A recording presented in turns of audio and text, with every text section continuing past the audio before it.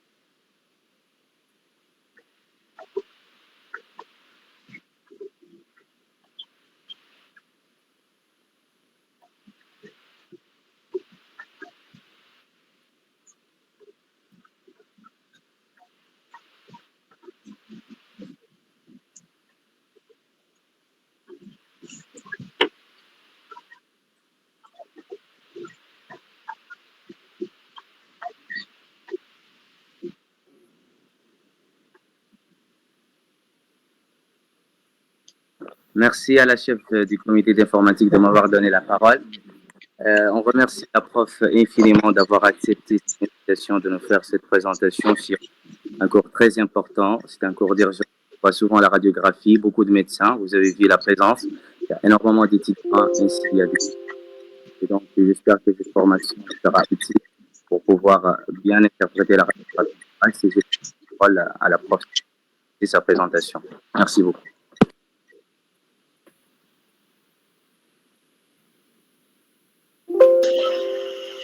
Alors, bonjour tout le monde. Vous arrivez à m'entendre? Oui, très bien. Très bien, d'accord. Alors, bonjour tout le monde, Ramadan Karim. Et je voudrais d'abord remercier l'Association internationale des étudiants en médecine pour cette invitation. C'est un réel plaisir pour moi d'être parmi vous aujourd'hui. Et je voudrais également féliciter le comité d'organisation pour le choix de la thématique. Comme vous l'avez dit, c'est un thème qui est très intéressant. La radiographie thoracique est un outil. J'ai essayé de passer. Alors, la radiographie thoracique est en effet un outil qui est incontournable et indiscutable pour le clinicien pour avancer dans sa démarche diagnostique et pour pouvoir arriver à un diagnostic. Il n'est indiqué bien sûr qu'après un bilan clinique complet qui permet une prise de décision argumentée sur des éléments cliniques et par la suite bien sûr radiologiques. Donc la radiographie thoracique est largement et très largement même utilisée dans l'exploration de nombreuses pathologies qui touchent le thorax et son contenu. Malheureusement, on va voir que sa place dans la stratégie a diminué un peu avec l'évolution des techniques d'imagerie, notamment le scanner, l'IRM, le PET scan et plein d'autres. Mais je dirais qu'elle garde quand même une grande place parce que c'est un outil qui est très simple, qui est très peu coûteux et qui apporte grand. Donc, si on est de bons cliniciens et si on interprète très bien et on analyse très bien une radiothorax, eh ben, on pourra faire le diagnostic avec le minimum de coûts pour le patient. Alors, quand est-ce qu'elle est indiquée? Ben, à titre systématique, dans le cadre de la médecine de travail, chez les patients, enfin chez les travailleurs dans des usines ou dans des grandes sociétés, chez tout patient tabagique pour n'importe quel symptôme, en cas d'hospitalisation et devant tout symptôme thoracique, pulmonaire ou cardiaque, il faut réaliser une radiographie thoracique. Et elle permet également de rechercher les localisations thoraciques d'une autre pathologie extrathoracique, médicale ou chirurgicale. On sait très bien que le poumon est au centre un peu des différentes pathologies extra-thoraciques. Donc, avant de rentrer dans le vif du sujet, je voudrais rappeler que le thorax est une zone de passage de plusieurs organes. Certes, il y a les deux poumons, il y a l'appareil cardiovasculaire, mais il y a d'autres organes qui traversent ce thorax. Et donc, dans ce thorax, il y a deux grandes structures. Il y a le contenant, d'accord, qui est la cage thoracique, et il y a le contenu qui est fait des poumons et du médiastin. Donc, le poumon, la plèvre, le médiastin qui contient le cœur, les éléments vasculaires et lymphatiques, les éléments nerveux, l'arbre trachéobronchique, l'œsophage, la thyroïde, le thymus. Vous voyez qu'il y a beaucoup d'organes qui siègent au niveau de ce thorax et qui vont être analysés par cette radiographie thoracique. Donc, quand on parle de contenant, c'est essentiellement les parties molles, la peau, la graisse sous-cutanée, le plan musculo-aponevrotique, les seins, le diaphragme, d'accord? Et puis le cadre osseux qui est fait par le rachis, d'accord? Et puis les côtes, le sternum, les omoplates, les clavicules, qui font un peu, donc qui vont protéger un peu ce poumon et ce médiastin. Donc, quand on parle du contenu, comme j'ai dit, c'est les poumons et c'est le médiastin. Et quand je parle des poumons, il y a bien sûr les deux poumons. Le poumon droit qui est qui est divisé par deux scissures en trois lobes. Le lobe supérieur, le lobe moyen et inférieur. Et il y a le poumon gauche qui est divisé par une seule scissure en deux lobes, lobe supérieur et lobe inférieur. Il faut très bien connaître cette systématisation avant de pouvoir analyser la radiographie thoracique. Alors, le poumon droit, comme on le voit ici, il y a la grande scissure, d'accord, et il y a la petite scissure qui est horizontale, qui va diviser ce poumon droit en trois lobes. Donc, le lobe supérieur, comme vous le voyez ici, le lobe moyen, généralement, il est antérieur, le lobe moyen, et le lobe inférieur qui est postérieur. Et quand on veut superposer cela à la radiographie thoracique, eh bien, ça nous donne ça sur le profil. La grande scissure, elle se projette à partir donc du cul-de-sac jusqu'au niveau du rachis. Et la petite scissure, elle est horizontale. Et ce qui va diviser le poumon en lobe supérieur, lobe moyen qui est antérieur et lobe inférieur qui est postérieur. Le poumon gauche, lui, il est divisé par une seule grande scissure en deux grands lobes, supérieur et inférieur, mais le lobe supérieur est fait de deux segments. Le culmen, qui est la partie supérieure du lobe supérieur, et la lingula, qui est cette partie inférieure du lobe supérieur, mais en fait, quand on le voit sur le profil, la lingula, elle est en antérieur, et donc c'est l'équivalent un peu du lobe moyen du côté droit. Donc, lobe supérieur, lobe inférieur, et dans le lobe supérieur, partie supérieure, c'est culmen, partie inférieure antérieure, c'est lingula. Donc voilà, après il y a le médiastin, donc c'est le cœur, les vaisseaux, les gros vaisseaux, on va voir, il y a les artères pulmonaires, il y a la veine cave, on va voir tout cela. C'est pour cela que finalement, il ne faut jamais, jamais parler de radio du poumon. On voit souvent que des médecins prescrivent radio pulmonaire ou radio du poumon. Il ne faut plus parler de radio du poumon, mais plutôt parler de radio du thorax, parce qu'on a vu que le thorax, c'est les poumons et c'est tous les autres organes qui sont à côté. Et donc, on ne parle plus, on est d'accord, on ne parlera plus de radio du poumon, mais radio du thorax. Alors, comment on réalise un cliché thoracique de face? On a besoin d'une source de rayon X qui est située à 1,8 m derrière le patient. Et le patient est de face stricte avec la face antérieure du thorax qui est collée au portique qui porte la cassette du film. Les omoplates doivent être bien dégagées et les bras bien dégagés. Le cliché doit être pris en inspiration profonde, puis le patient fait une apnée et le cliché est réalisé en haute tension et doit être correctement exposé. Alors pour le profil, c'est le même principe, sauf que le patient est de profil. Il va poser donc la face latérale du thorax sur le portique qui porte la cassette du film. Bien sûr, il doit bien dégager là aussi les omoplates. Il doit faire une inspiration profonde, puis faire son apnée. Et bien sûr, là aussi, donc c'est la même technique pour réaliser le profil. On a besoin de quoi? D'un appareil de radiologie, d'accord, de radiographie thoracique, avec cet appareil pour développer donc le film qu'on va voir par la suite. Donc, on aura besoin de ce matériel que vous connaissez tous pour faire une radiographie thoracique. Et donc, après, comment cette image est formée? En fait, c'est le développement du film qui est contenu dans la cassette du support. Dans la cassette, on a ce film, on va le développer et on aura une image dite en négatif. Qu'est-ce que ça veut dire en négatif? Ça veut dire que toute formation qui est blanche sur le cliché, eh ben, elle va être appelée opacité. Donc, elle est opaque, elle est dite opacité. Et toute image noire est dite clarté. Donc, c'est clair, c'est une clarté, elle est noire, elle est claire, elle est dite clarté. En fait, cette nomination, elle est due à quoi? Elle est due à l'absorption des rayons X. Donc, on sait que le thorax est fait d'un ensemble de structures, d'accord, d'un ensemble d'organes, et chaque organe a une structure particulière.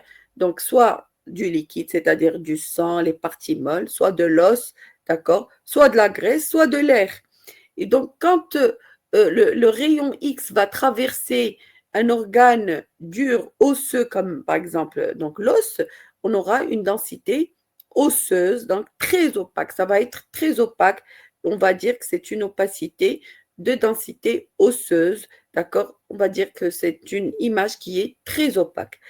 Quand le rayon traverse un organe qui est plein de sang ou des parties molles comme le cœur, comme les vaisseaux, eh ben, on aura une densité hydrique. On dira que c'est opaque, donc c'est une opacité. D'accord? Et puis, quand c'est moins opaque que la densité hydrique, ça va être graisseux, c'est de la graisse, donc ça va être peu opaque. Généralement, la graisse donne une densité moindre par rapport à la densité hydrique, donc c'est peu opaque. Et quand c'est clair, c'est l'air tout simplement. On sait que l'air n'absorbe pas du tout les rayons X et donc on aura une absorption quasi nulle et donc on aura une clarté, c'est noir, ça n'absorbe pas. Donc plus ça absorbe et plus c'est blanc, plus c'est opaque. Moins ça absorbe et plus c'est noir. D'accord? Et plus c'est clair. Voilà. Donc on aura soit une clarté, soit une opacité en fonction de la structure de cet organe et en fonction du degré d'absorption de cet organe au rayon X. Donc finalement, l'image radiologique est une image qui est complexe. C'est une représentation qui est bidimensionnelle, c'est-à-dire face et profil, d'accord, d'une structure qui est tridimensionnelle. Donc on a une représentation dans deux plans d'une structure qui est tridimensionnelle, qui est le thorax tout simplement. Donc c'est une sommation de différentes structures anatomiques traversée par des rayons X, comme je viens de le dire, et cette image, elle est constituée par la superposition des compartiments anatomiques que sont la paroi et la plèvre, le poumon et le médiastin. Donc, on aura un cliché thoracique de face qui va situer avec exactitude le siège d'une anomalie, mais dans un axe vertical, c'est-à-dire de haut en bas, apicocaudal, c'est-à-dire est-ce que l'opacité siège au niveau de la région supérieure, moyenne ou inférieure. Et le cliché thoracique de profil, il a l'intérêt de situer avec exactitude une anomalie dans un axe antéro-postérieur. C'est-à-dire on est de profil et on va savoir si cette opacité est antérieure ou moyenne ou postérieure. Donc pour la radiographie, le cliché thoracique, c'est celui-là. On a une radiographie de face, on voit très bien les différents éléments, le contenant, le contenu, et sur le profil, on voit en avant le sternum, en arrière on a le rachis, en bas on a le diaphragme, d'accord, et la silhouette cardiaque, c'est cette opacité qui est au centre, et on va pouvoir situer si l'opacité est postérieure, est-ce qu'elle est moyenne ou alors antérieure. Alors, sur un cliché, la première des choses qu'il faut regarder, c'est le nom, prénom du malade. Il faut s'assurer de l'appartenance du cliché au patient, bien sûr. Il faut regarder un peu la date, est-ce que c'est une radio ancienne ou une radio récente. d'accord? Et puis, la première des choses qu'il faut faire, c'est orienter le cliché. Comment on va orienter une radiographie thoracique de face? Alors, on a la droite, on a la gauche, comme on voit ici, mais sur la radio, c'est pas la même chose. Sur la radio, c'est pas la même chose. Ben, le côté gauche, c'est ce qui est à votre droite, parce que c'est en face, et parce que finalement, le patient est traversé par les rayons de derrière, c'est-à-dire de la face postérieure du dos. Et donc, le cliché est à l'envers. Donc, la partie que vous voyez ici, la gauche, elle est à votre droite, et l'autre partie, c'est la partie droite qui est à gauche, en fait. Mais comment orienter le cliché? Vous allez me dire, Madame la date, non, parce qu'il y a le non, non. Ben, on n'oriente jamais un cliché thoracique par la date ou par le nom. Par contre, il y a des critères très simples et connus qu'il faut utiliser pour orienter le cliché thoracique. Le premier critère, c'est la poche à air gastrique. Comme son nom l'indique, c'est la poche à air gastrique. C'est une poche aérique au niveau de l'estomac.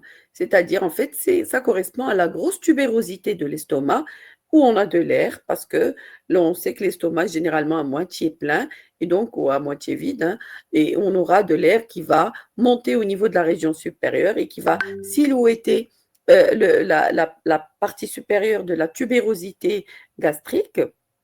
Et donc, ça va donner ce croissant gazeux, d'accord, qu'on voit ici sur ce cliché et qu'on retrouve juste en dessous de la coupole diaphragmatique. Là, on a la coupole diaphragmatique gauche et en dessous, juste en dessous, on a ce croissant gazeux qui correspond à la poche à air gastrique.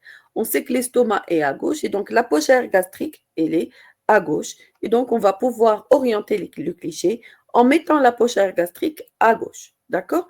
L'autre critère, c'est la petite scissure. La petite scissure, on a vu qu'au niveau du poumon droit, on a deux scissures. On a la grande scissure et on a la petite scissure qui est horizontale. Et bien, la petite scissure, on peut la trouver ici, juste en regard du hile, d'accord, du hile droit. Mais souvent, on ne va pas la voir, on ne va pas la retrouver, surtout les clichés. Ben, elle est parfois difficile à retrouver, mais il faut la rechercher quand même. Donc, soit qu'on oriente par la poche à air gastrique à gauche, soit par la petite scissure à droite. Bon, si on a les deux, tant mieux. Parfois, ben, on n'a ni ni la petite scissure, ni la poche à air gastrique, et c'est difficile d'orienter le cliché. Ben, comment on va faire? On va l'orienter selon la clinique. Soit que le patient a une anomalie, a une opacité d'un côté, d'accord? Et cliniquement, on retrouve, par exemple, je dis n'importe quoi, on va retrouver un syndrome d'épanchement aérique ou un syndrome d'épanchement liquidien du côté gauche. Et quand on voit le cliché, ben, on va mettre l'anomalie du côté gauche. Ça, c'est simple, mais ce n'est pas toujours aussi simple que ça en pratique. Parfois, ben, on n'a pas d'anomalie évidente et on ne peut pas orienter par cela. Eh ben, il faut voir un peu la pointe du cœur. La pointe du cœur, elle est à gauche et on va examiner le patient. Le choc de pointe est à gauche et donc la pointe du cœur, on va l'orienter vers la gauche. D'accord? Ça, en fait, c'est les différentes astuces pour pouvoir orienter le cliché. Mais souvent, on recherche cette poche à air gastrique pour pouvoir orienter notre cliché. Donc, on a orienté notre cliché. La deuxième étape, c'est de voir un peu est-ce que c'est un cliché qui est de bonne qualité ou pas, est-ce qu'il est interprétable ou pas. D'accord? Et donc, quels sont les critères de bonne qualité d'une radiographie thoracique? D'abord, la symétrie. Est-ce que c'est un cliché qui est symétrique ou pas? Ensuite, la pénétrance, le dégagement des omoplates, le centrage et le temps respiratoire, c'est-à-dire que le cliché doit être pris en inspiration profonde. On va voir chaque critère à part. Donc, on commence par la symétrie. Qu'est-ce que ça veut dire? Un cliché doit être symétrique. En fait, cette symétrie, c'est le fait de rechercher la position de l'alignement des apophyses épineuses qu'on voit ici, là, d'accord, les apophyses épineuses par rapport au centre de la clarté trachéale et des bords internes des clavicules. D'accord? Autrement dit, il faut tracer une ligne qui passe par les épineuses qu'on voit ici. D'accord? Cette ligne doit être équidistante par rapport à l'extrémité interne des clavicules. On doit avoir la même distance de part et d'autre de la ligne des épineuses par rapport à l'extrémité interne de chaque clavicule. Si on a cette équidistance, on va dire que le cliché est symétrique. Donc, les deux côtés sont symétriques, donc le cliché est symétrique. Parfois, on a un cliché qui est asymétrique. En fait, il est dû à l'inégalité d'exposition des deux hémithorax au rayon X. Quand on a une asymétrie, eh ben, un hémithorax sera plus exposé que l'autre, et donc on aura un hémithorax qui sera plus clair ou plus noir que l'autre, et on va croire, donc à tort, que c'est un pneumothorax ou que c'est de l'emphysème, c'est-à-dire il y a une hyperclarté pathologique. Or, ce n'est pas le cas, c'est juste une différence de symétrie, c'est une asymétrie du cliché. On peut même avoir, quand ce cliché est asymétrique, on peut avoir une déviation de la trachée, mais en fait, c'est une pseudo-déviation. La trachée est en place, mais du fait de cette asymétrie, on aura l'impression que la trachée est déviée d'un côté et on va croire qu'elle est attirée d'un côté ou alors qu'elle est refoulée d'un côté et on va croire que c'est pathologique. Or, c'est juste une pseudo-déviation. C'est pour ça qu'il faut toujours chercher cette symétrie. Et si le cliché n'est pas symétrique, eh ben, on ne pourra pas bien l'interpréter. Il faut prendre en considération cette asymétrie dans l'interprétation. On peut même croire qu'il s'agit d'un pseudo-élargissement, d'un élargissement du médiastin. Or, c'est un pseudo-élargissement. On va croire que le médiastin est élargi d'un côté, alors que c'est juste le cliché qui n'est pas symétrique. Voilà, donc le deuxième critère, j'ai dit que c'était la pénétrance. Alors la pénétrance, on ne parle plus actuellement de pénétrance parce que tous les clichés sont numérisés ou numériques et donc il n'y a plus cette notion de pénétrance. Avant, on disait que le cliché doit être bien pénétré si les vertèbres sus-diaphragmatiques sont visibles, les vertèbres rétrocardiaques sont à peine visibles et les sous-phréniques ne sont pas visibles, ne doivent pas être visibles. Et que si on voyait les vertèbres sous-phréniques, on disait que le cliché était trop pénétré et que ce n'était pas bon. Actuellement, on n'a plus ce problème. Avec les clichés numérisés, il n'y a plus ce problème. Donc, on a enlevé ce critère de pénétrance des critères de qualité. Alors, l'autre critère, c'est le dégagement des omoplates. Alors, les omoplates, ils doivent être à l'extérieur, ils doivent se projeter à l'extérieur des champs pulmonaires. C'est pour ça qu'on demande aux patients de dégager ses bras et dégager ses omoplates pour en fait dégager les omoplates des champs pulmonaires. Parce que si les omoplates se superposent aux champs pulmonaires, on va croire qu'il y a une opacité et ça va nous induire en erreur. Comme ici, par exemple, regardez ici, les omoplates, on ne les voit pas ici sur le parenchyme, ils sont à l'extérieur. Alors qu'ici, les omoplates empiètent sur le parenchyme. On va croire qu'il y a une opacité ici au niveau de la région axillaire. Or, ce n'est pas ça, c'est juste l'omoplate qui s'interpose sur le parenchyme pulmonaire. Donc, les omoplates doivent être bien dégagées. C'est le deuxième critère.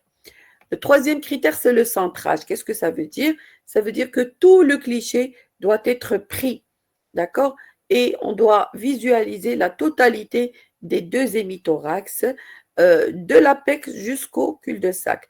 Alors, pour dire que les apex sont visibles et sont bien dégagés, il faut qu'on ait au moins 2 espaces intercostaux au-dessus de la clavicule. Si on a moins, on va dire qu'ils ne sont pas bien dégagés. Et il faut que les cul-de-sac soient pris dans le cliché. Parfois, on va trouver des clichés coupés. Ils ne sont pas bien faits. Eh bien, le cliché est coupé, on ne voit pas les cul-de-sac. On va croire que c'est normal alors qu'il y a une opacité qui est au niveau du cul-de-sac, mais qu'on n'a pas vu parce que le cliché était coupé. Le reste du parenchyme est normal, on va interpréter la radio comme étant normale, alors qu'il y a cette petite opacité qui siège au niveau du cul-de-sac qu'on n'a pas vu parce que le cliché tout simplement était coupé, que le cul-de-sac n'était pas pris dans le cliché thoracique. C'est pour ça que le centrage est très important. Il faut que tous les éléments du thorax soient pris dans le cliché thoracique. L'autre critère, c'est le temps respiratoire. Est-ce que le cliché est pris en inspiration profonde ou pas? Alors, comment on peut le savoir? Eh bien, on va compter les arcs antérieurs des côtes. Alors là, ce que vous voyez ici, c'est les arcs postérieurs, d'accord? On les voit en entier parce qu'ils sont osseux. Il y a l'arc postérieur, il y a l'arc moyen et puis il y a l'arc antérieur. L'arc antérieur, on le voit pas en entier, en totalité, parce qu'en fait, la partie antérieure, toute antérieure, elle est cartilagineuse et donc on la voit pas. Mais on voit cette partie osseuse des arcs antérieurs. Donc on va compter les arcs antérieurs. On a un arc, le deuxième, le troisième, le quatrième, le cinquième, le sixième. Alors le sixième arc doit couper la coupole diaphragmatique en sa moitié. C'est ce qui est le cas ici. Donc si le sixième arc costal coupe la coupole diaphragmatique en sa moitié, ou se projette au niveau de la moitié de la coupole diaphragmatique, on va dire que c'est un cliché qui est pris en inspiration profonde. Alors pourquoi il faut chercher cette inspiration profonde? Parce que parfois, vous allez avoir des clichés expirés. C'est-à-dire que le patient n'a pas fait cette inspiration profonde, n'a pas bien gonflé ses poumons, et donc on aura un cœur, une exagération plutôt de la silhouette cardiaque. Donc, ça sera une fausse cardiomégalie. On va croire que c'est une cardiomégalie, mais il faut toujours voir si vous trouvez qu'il y a une cardiomégalie, c'est-à-dire un aspect de gros cœur. Cherchez cette notion d'inspiration. Est-ce que le cliché est pris en inspiration? S'il n'est pas pris en inspiration, s'il est pris en expiration, on va dire que c'est normal. Il y a une exagération de la silhouette cardiaque, c'est une fausse cardiomégalie. Par contre, s'il est pris en inspiration profonde et qu'on a cet aspect de gros cœur, ben on va dire que c'est réellement un aspect de gros cœur. Quand là aussi, quand le cliché est pris en expiration, on peut avoir un tassement des vaisseaux au niveau des bases pulmonaires qui pourrait être à l'origine d'une opacité, qui pourrait simuler une pneumopathie ou une atelectasie, donc un foyer basal. Là aussi, recherchez toujours cette notion d'inspiration. Comptez les côtes, surtout du côté sain, et regardez si le sixième arc coupe la moitié de la coupole diaphragmatique. On va dire qu'il est pris en inspiration et donc les opacités sont réelles. Par contre, s'il est pris, si on ne trouve pas que cette côte, ce sixième arc coupe la coupole, ça veut dire qu'il est pris en expiration et donc il faut remettre en question cette histoire, cette notion de cette opacité qu'on retrouve au niveau de la base. Il faut refaire un autre cliché en inspiration profonde et ça va disparaître si c'est juste dû au temps respiratoire. Donc, ceci, c'est pour la qualité du cliché. Ensuite, on va voir ce cliché normal. Quand on voit un peu ce cliché normal, regardez, on l'a orienté par la poche à air gastrique ou par la petite scissure. On va voir d'abord le contenu. Le contenu, c'est le parenchyme pulmonaire, d'accord? Et c'est le médiastin. On voit la silhouette cardiaque, on voit les différents arcs du cœur qu'on va voir par la suite, d'accord? Et on va voir le contenant, c'est-à-dire, donc on a les clavicules, on a les côtes, on les voit, et on a le rachis, on le voit également. Donc il faut tout analyser avant de dire que c'est un cliché qui est normal. On a tous les critères de qualité du cliché, donc l'orientation, les omoplates qui sont dégagées, le centrage, c'est-à-dire on voit les apex au-dessus de la clavicule, minimum 2 espaces intercostaux, les cul-de-sac sont pris et le temps inspiratoire, il est là. Donc, c'est un cliché qui est de bonne qualité. Donc, pour voir un peu ce contenu, le parenchyme pulmonaire, vous voyez qu'il est noir, donc il est clair, parce que c'est de l'air tout simplement. Mais ce n'est pas une clarté qui est homogène. Au contraire, on a de la trame, on a des opacités linéaires qui correspondent en fait à la trame vasculaire, d'accord, la trame pulmonaire qui correspond à la vascularisation du poumon, qu'elle soit artérielle ou veineuse, qui est entourée du tissu de soutien ou de l'interstitium, qui donne en fait cet aspect pas très, je dirais pas très propre à cette clarté, hein, d'accord? Donc cette clarté, elle est pleine ou pourvue de trames broncho-vasculaires. Alors, on voit très bien que cette vascularisation, elle est plus abondante au niveau des bases. On sait que les bases des poumons sont plus vascularisées que les sommets et les sommets sont mieux aérés que les bases. Et donc, on aura les sommets qui seront plus clairs, c'est-à-dire plus noirs, que les bases qui seront plus opaques. On aura, en fait, on ne parlera pas d'opacité, mais je dirais qu'elles seront moins claires que les sommets parce qu'il y a cette trame pulmonaire vasculaire qui va diminuer la clarté du poumon. Ensuite, il faut regarder les îles aussi, les îles pulmonaires. Alors, le île, c'est quoi? Le île, c'est, on le voit ici, il est formé de chaque côté du médiastin, donc de part et d'autre du médiastin, par la division de l'artère pulmonaire, d'accord, et les divisions des branches en branches lobaires, des branches souches en branches lobaires, d'accord? Donc, le île gauche et le île droit, on le voit ici, qui est fait en fait de cette, le île, comme vous le savez, c'est les vaisseaux, d'accord? Donc le île gauche, généralement et normalement, il est un peu plus haut situé que le île droit, comme vous le voyez ici. Le île gauche, il est là. Le île droit, il est un peu plus bas situé que le île gauche. Chose aussi importante qu'on doit regarder, toujours dans le contenant, on a parlé de cadre osseux, on a parlé des clavicules, mais on a oublié les coupoles diaphragmatiques. Regardez la coupole gauche, elle est là. Juste en dessous, on a la poche à air gastrique. La coupole droite, elle est un tout petit peu plus élevée que la coupole gauche. Normalement, je parle toujours d'un cliché normal. La coupole gauche, elle est un peu plus élevée que la coupole droite et donc généralement, c'est 1 à 1,5 cm de différence. Quand ça dépasse les 1,5, ça devient pathologique. Mais là, c'est normal. Et cette surélévation en fait de la coupole droite par rapport à la gauche, la surélévation naturelle et physiologique, est due tout simplement au foie, donc qui est là. Donc, c'est le foie qui refoule un peu cette coupole diaphragmatique par rapport à la coupole gauche. D'accord? Mais comme j'ai dit, c'est une surélévation qui est naturelle, qui ne dépasse pas 1,5 cm. Alors ensuite, on va voir les bords du cœur. Alors les bords du cœur sont très importants à connaître sur un cliché normal. Alors on a le bord droit et le bord gauche. D'accord? Alors quand on voit un peu le bord droit, il est fait de deux arcs, les arcs du cœur, l'arc inférieur droit et l'arc supérieur droit. Alors l'arc inférieur droit, il correspond à quoi? Il correspond à l'oreillette droite. Et l'arc supérieur droit correspond à la veine cave supérieure. Alors si on voit ici sur une coupe donc scanographique, une reconstruction, regardez l'oreillette droite, elle est là. Elle est là, donc elle correspond à l'arc inférieur droit. D'accord? Et plus haut, qu'est-ce qu'on a? On a bien sûr l'oreillette droite et plus haut, on a la veine cave supérieure. Donc l'arc supérieur droit, c'est la veine cave supérieure. L'arc inférieur droit, c'est l'oreillette droite.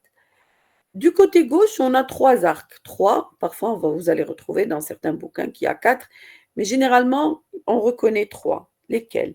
Regardez, de bas en haut, on a le ventricule gauche, d'accord? Donc l'arc inférieur gauche, il correspond au ventricule gauche.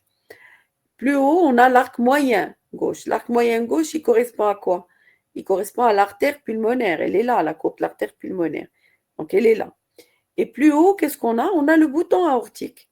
Donc là, c'est le bouton aortique. Donc on a trois arcs, ventricule gauche, artère pulmonaire et bouton aortique.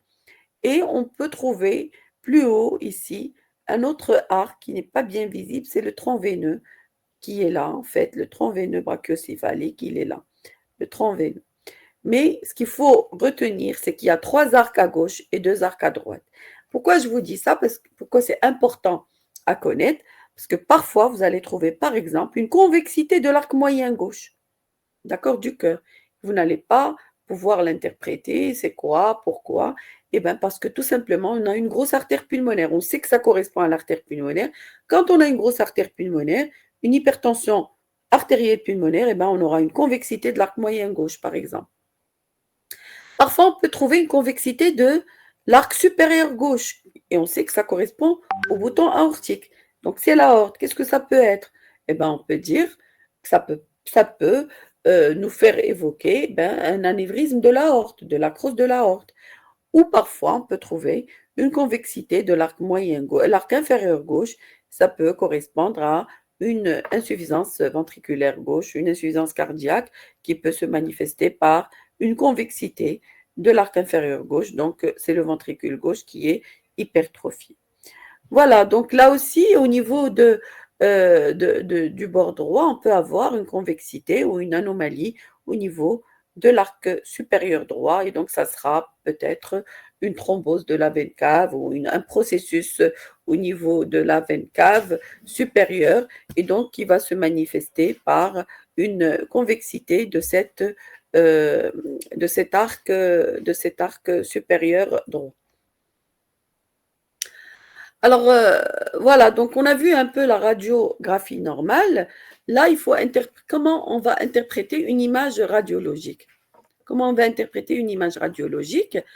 Quand on a une image radiologique, il faut d'abord regarder la nature de l'image, ensuite le siège de cette image, la densité de cette image, l'homogénéité ou l'hétérogénéité, est-ce que c'est homogène, est-ce que c'est hétérogène, la forme, sa forme en général, les dimensions, les rapports, les images associées et les images indirectes.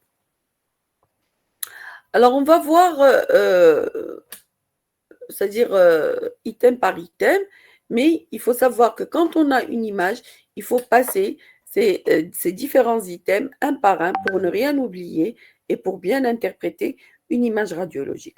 Alors, qu'est-ce qu'on dit pour bien interpréter une image radiologique? On dit toujours qu'il faut que quelqu'un qui est au bout du fil arrive à dessiner l'opacité quand on la décrit. C'est-à-dire que quand on veut décrire une opacité à quelqu'un qui est vraiment de l'autre côté, qui est au bout du fil, qui ne voit pas la radio, il faut qu'il soit capable de dessiner ou de reprendre cette opacité ou cette image en fonction de votre description.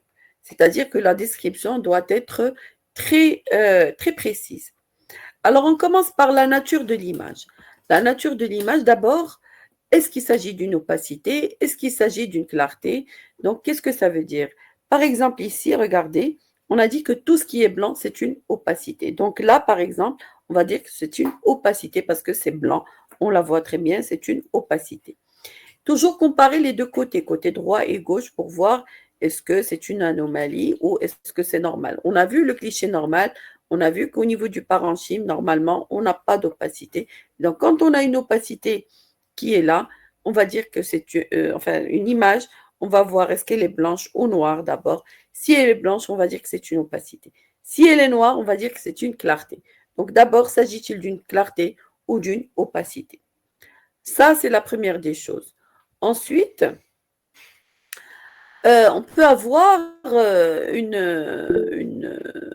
association de deux types d'images, une clarté et une opacité. C'est ce qu'on appelle l'image hydroaérique, c'est-à-dire une opacité basale surmontée d'une clarté au niveau de la région supérieure avec un niveau hydroaérique. Donc, c'est une image hydroaérique. On va parler d'une image hydroaérique.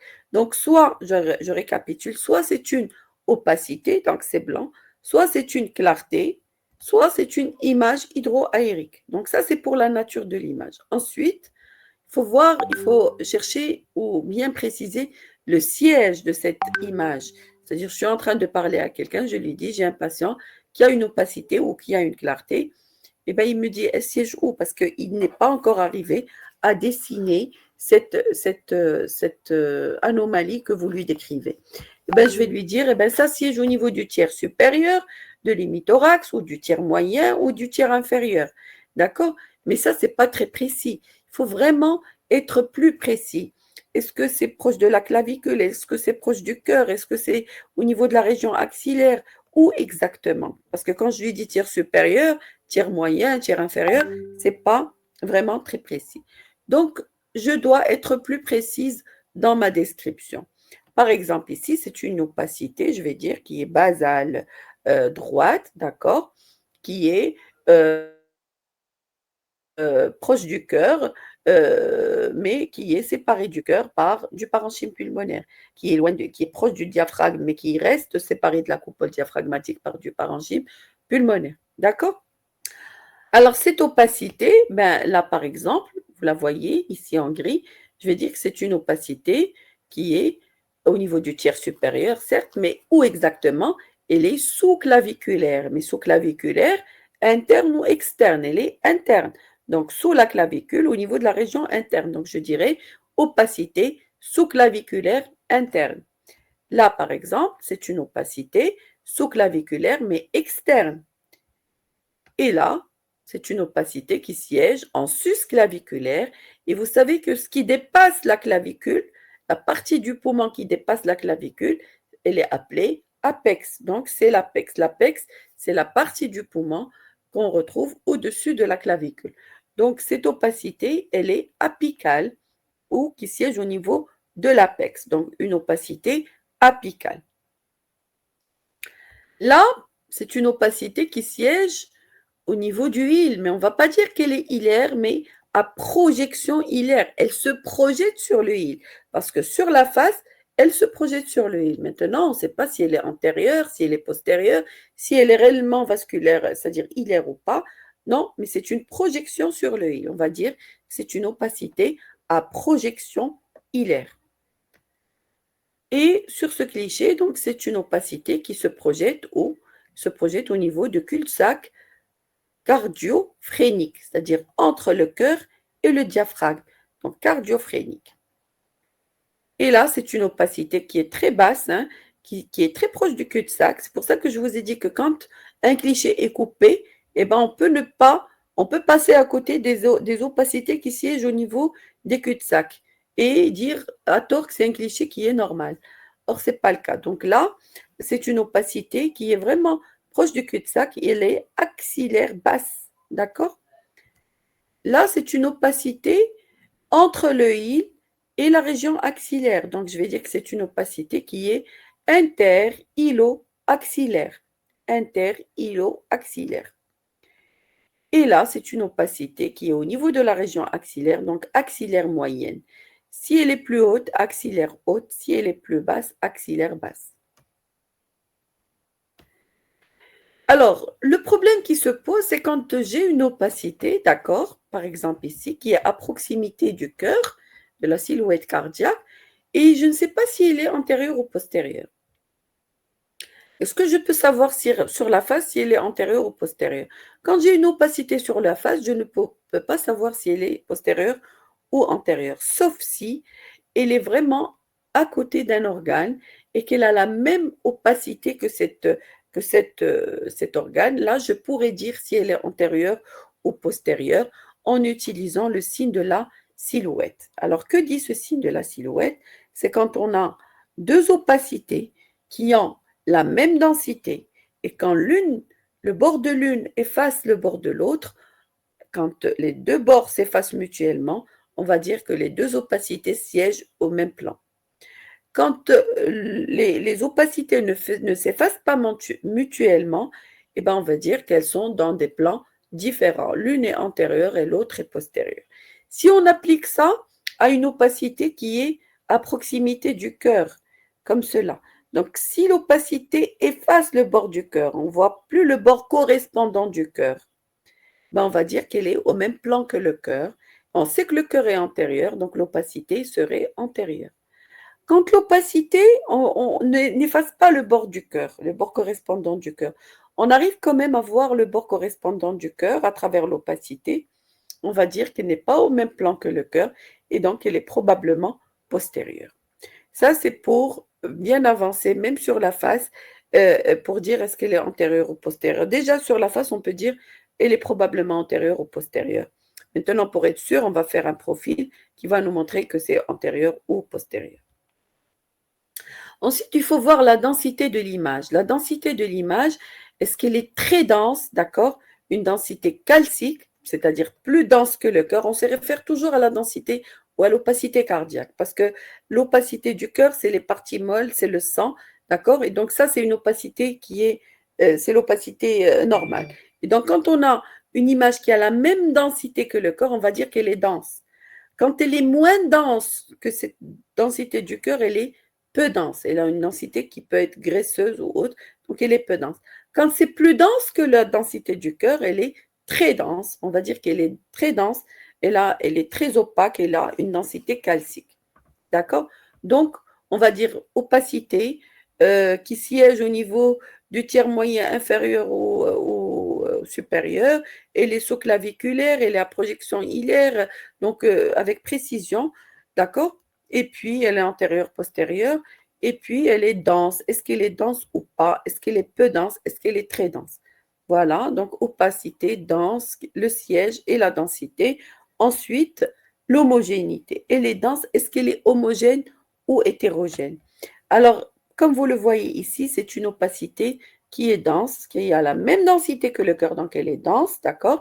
Mais elle est homogène, une même densité. Elle est homogène. Par contre, sur ce cliché, sur l'autre cliché, ben c'est une opacité, regardez. Déjà, vous pouvez ici appliquer le signe de la silhouette. Regardez, c'est l'opacité n'efface pas le bord correspondant du cœur. Vous arrivez à voir le bord du cœur. Donc, cette opacité serait de quel siège? Elle serait postérieure, d'accord? Elle n'est pas au même plan que le cœur. Et puis, cette opacité, est-ce qu'elle est dense ou pas? Elle est dense, elle a la même densité que le cœur. Mais est-ce qu'elle est homogène ou pas? Non, elle n'est pas homogène parce qu'il y a des clartés. Regardez, il y a du noir à l'intérieur, donc il y a des clartés à l'intérieur qui la rendent hétérogène. Donc l'opacité peut devenir hétérogène, soit par la présence de clarté ou parfois par la présence de calcification, c'est-à-dire des images moins denses ou des images plus denses et qui la rendent hétérogène. On n'a pas la même densité sur toute l'opacité. D'accord? Ensuite, on va voir la forme de l'opacité, les dimensions de cette opacité. Bon, rappelez-vous que vous êtes en train de parler au téléphone à quelqu'un qui est au bout du fil et qui doit dessiner l'opacité que vous lui décrivez. Donc, vous n'êtes pas encore très précis, hein. Il n'a pas su dessiner l'opacité. Oui, le siège, il est là, la densité, mais la forme, elle est comment cette opacité? Ben, elle peut être ronde, elle peut être ovalaire, comme on le voit ici. Sur le profil, là aussi, elle est ovalaire. Donc, vous allez lui dire, c'est une opacité ronde, c'est une opacité ovalaire, mais là aussi, je n'ai pas pu la dessiner parce que je n'ai pas les dimensions. Donc, il faut lui donner la dimension du plus grand axe. Donc, le plus grand axe, d'accord, le grand axe, donc ovalaire avec un grand axe de 5 cm par exemple. Donc, je vais dessiner une forme ovalaire ou ovoïde avec un grand axe de 5 cm. Ou alors ronde avec un diamètre de 3 cm. Donc, je vais dessiner un rond avec un diamètre de 3 cm. Donc, la forme et les dimensions, c'est important. Ensuite, qu'est-ce que je dois encore décrire dans une opacité? Je dois, toujours dans la forme et la dimension, on a dit forme ovalaire, ronde, mais elle peut être triangulaire aussi, comme je l'ai montré ici. Donc, elle a une base périphérique et un sommet hilaire, donc c'est un triangle à base périphérique et à sommet interne. D'accord? Comme c'est le cas également sur cette radio. Et même sur le profil, vous voyez que c'est une image triangulaire. Alors, généralement, ces images comme ça triangulaires peuvent correspondre à une atélectasie, c'est-à-dire un trouble de ventilation, parfois une pneumonie quand c'est un foyer alvéolaire qui n'est pas rétracté, ou parfois un infarctus du poumon, un infarctus pulmonaire, un foyer d'infarcissement pulmonaire suite à une embolie pulmonaire tout simplement. Et enfin, on va voir les limites et les contours de cette image. Donc, ronde, ovalaire, triangulaire. Est-ce que c'est mal limité? Est-ce que les contours sont flous? D'accord? Et quand les contours sont nets, eh bien là, il faut voir est-ce qu'ils sont réguliers, irréguliers.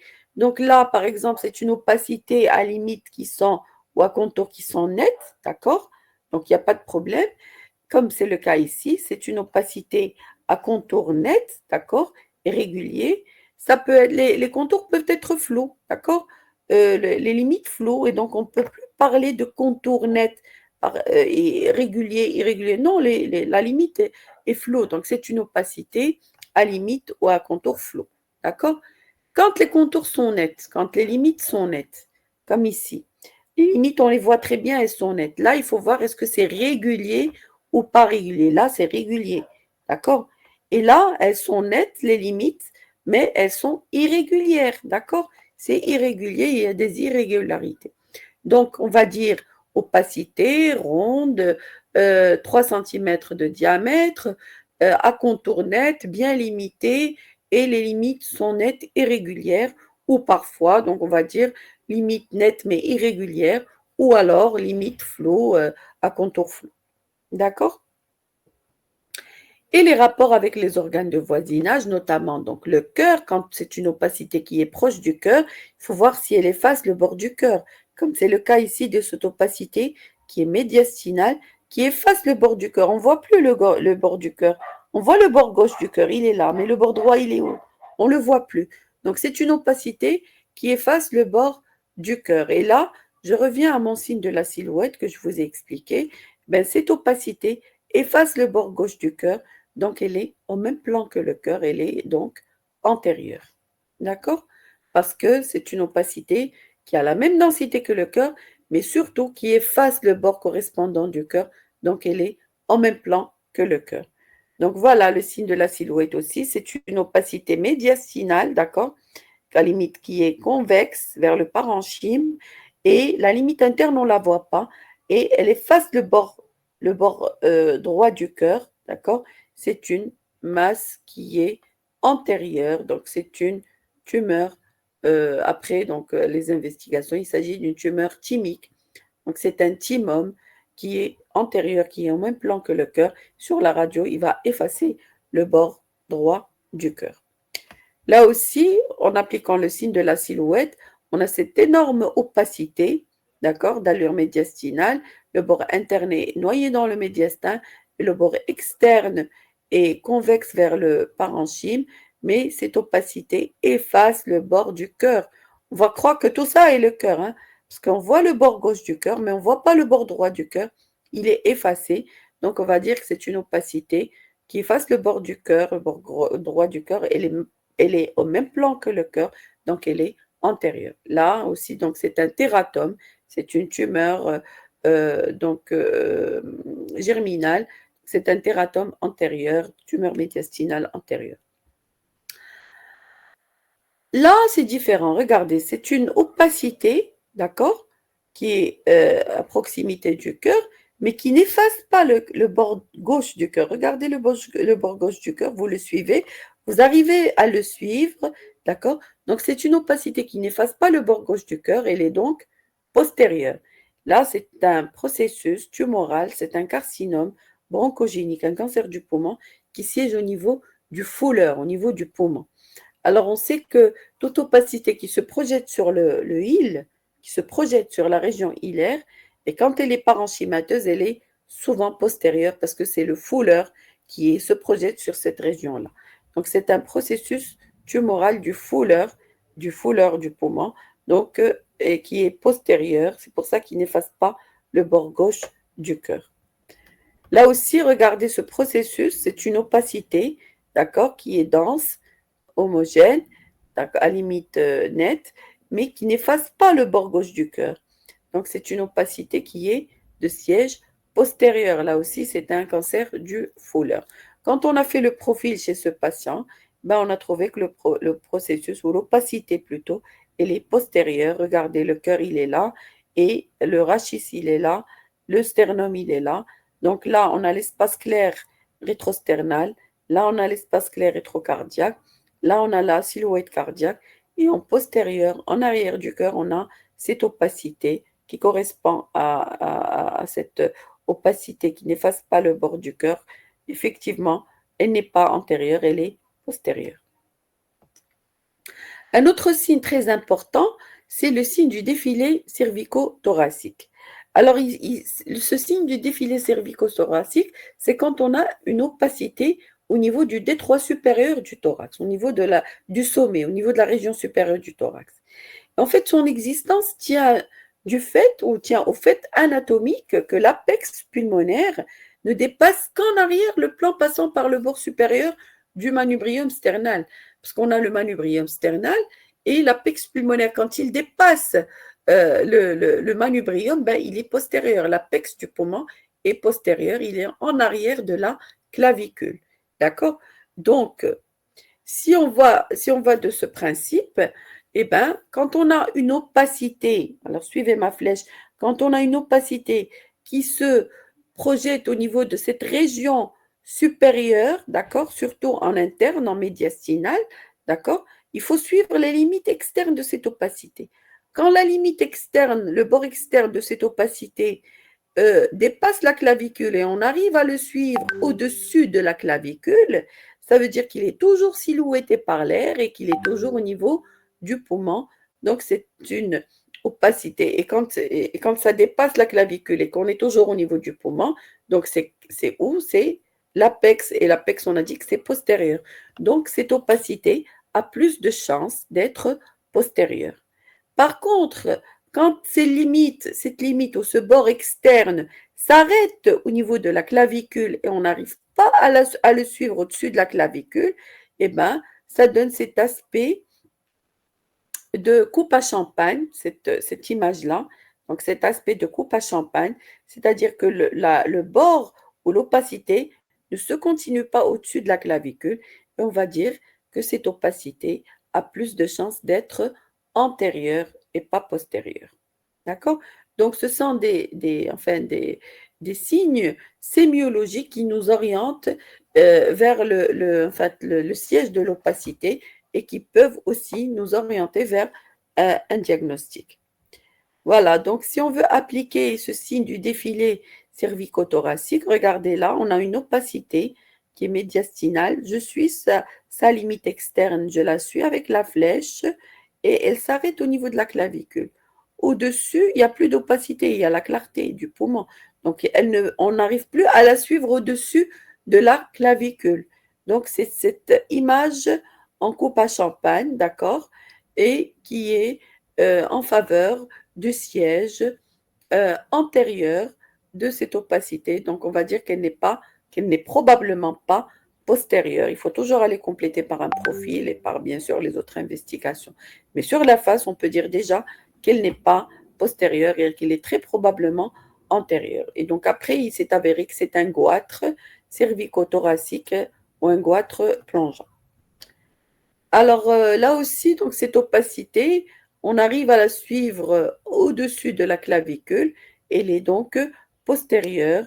Et quand on arrive à la voir au-dessus de la clavicule, quand elle est vraiment médiastinale et au-dessus de la clavicule, elle est postérieure.